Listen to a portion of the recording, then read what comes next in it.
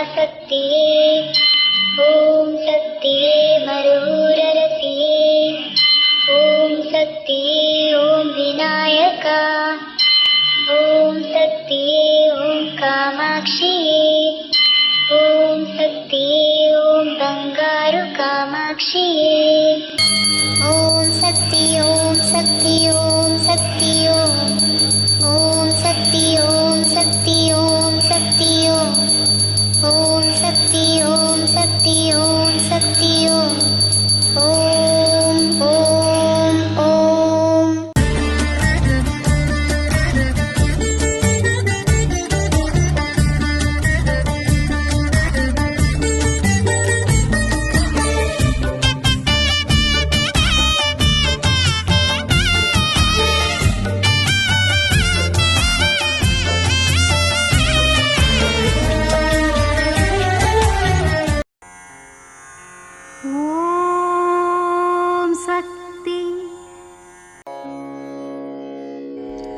ಓಂ ಶಕ್ತಿ.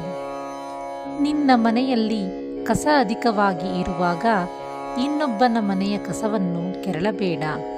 ಇನ್ನೊಬ್ಬನನ್ನು ತಿದ್ದಲು ಹೋಗಬೇಡ. ನೀನು ತಿದ್ದಿಕೊಂಡರೆ ಸಾಕು. ಇದು ಅಮ್ಮನವರ ದೈವವಾಣಿ.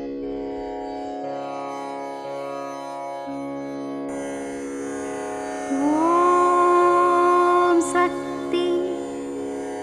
ಅಮ್ಮನ ನೆನೆ ಮನವೇ ಮೇಲ್ಮರವೂರಮ್ಮನ ನೆನೆ ಮನ